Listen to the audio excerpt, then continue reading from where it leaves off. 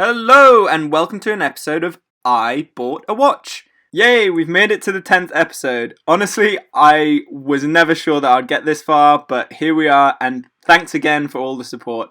To be honest, at this rate, I'm going to start running out of watches. But it should be okay. I've got a few AliExpress watches on the way for you guys. I'm going to try to review some more up-to-date watches that you guys might like to purchase.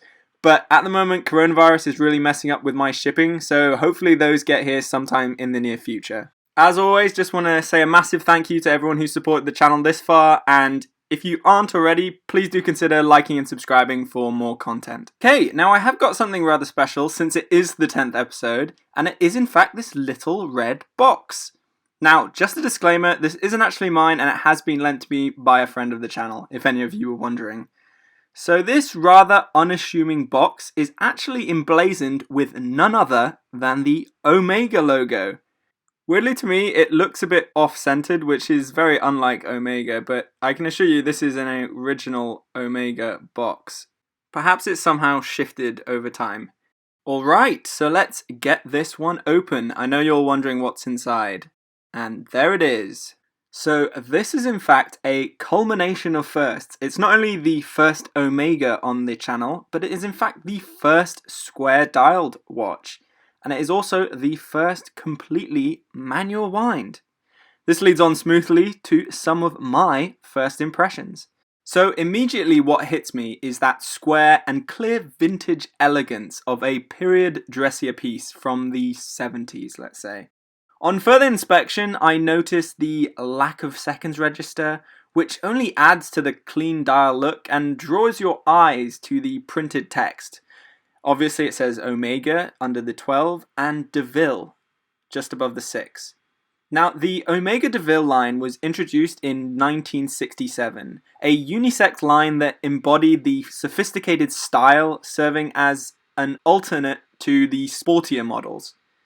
When it was introduced as the more streamlined, varied, younger feeling watch compared to the Seamaster, it quickly became Omega's best-selling collection, and through the 70s went on to win multiple design awards. Now, it's a matter of opinion how well those designs have aged, but it still definitely carries that undeniable 70s styling. This particular model is listed in his paperwork as the 26749030.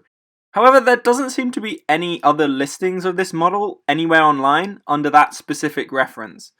To be honest, there are only a handful of these watches online at all, and I've only been able to find a handful of gold-plated variants on sites such as Chrono24. Crazily, this was bought for a meagre £34 by the owner on his 21st birthday back in 1971.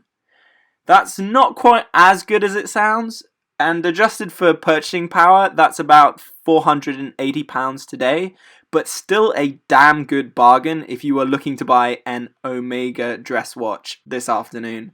However, I must say, this watch is looking incredibly good for a watch that's 49 years young.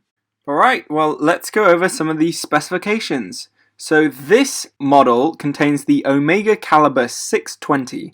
This is a manual winding 17 jewel movement with a 42-hour power reserve. Now, I did try working out the accuracy of this watch, but as it doesn't have a seconds hand, it was incredibly difficult to record.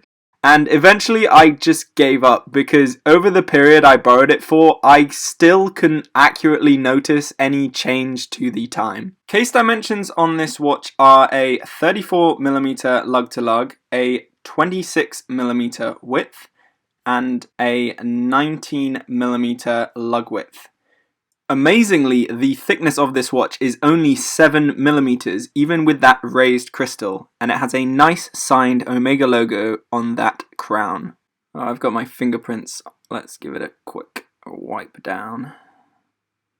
There you go, you can have a better look at that signed crown at the 3 o'clock. The watch has a nice, simple, unsigned pressed case back with a high polished bevel running around the edge.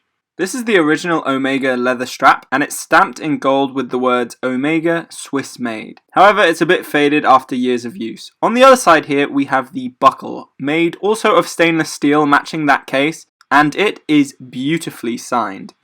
Now, let's get a closer look at this dial. Actually, before I get into the dial, you might not have noticed, but this piece has an impressive top hat styled raised crystal, which unfortunately is made of a plexiglass acrylic crystal, making it incredibly prone to scratching. Then again, scratches on acrylic can be buffed out with a bit of polywatch. Not sure if this watch has ever had that treatment. If not, after almost 50 years, it seems in immaculate condition. Something that's in not so immaculate condition, unfortunately, is this strap. As you can see on this side in particular, the protrusion on the caseback that allows you to remove it is rubbing against the leather and causing it to deteriorate. Hopefully none of those design awards that they won back in the 70s were for caseback design. Okay, now let's take a closer look at this dial. Alright, this is probably what won all those design prizes. What a beautiful and minimalistic dial. Right, where to start? The dial is champagne with a stunning sunburst effect. At the 12 is the applied Omega logo, and printed on the dial is Omega with the words De Ville printed above the 6 o'clock. The watch features a simple set of two-toned pencil hands, which are black but have a flash of gold at their attachment point. Around the dial, continuing the minimalistic style, are golden baton-style indices at the hour markers. There is a double baton index at the 12, and the 6 o'clock index is slightly raised to accommodate the words Swiss made just below at the edge of that dial. Alright, all that's left to do now is pop this on the wrist. Okay, so I'm going to be honest, this one doesn't really do it for me. It's partly the styling and partly the size. The slimming square case just shrink this one down, and I feel end up making my arms look massive. Maybe it would look slightly better with a shirt on, just peeking out under a cuff, but I'm still not 100% sure about it. There is no doubt that this watch is beautiful, but personally, it's just not my cup of tea. Let me know in the comments below if you would ever wear a watch that looks like this. Anyway, that does it for this episode, and as always, please do like and subscribe if you enjoyed, and I'll see you again in the next one. Bye!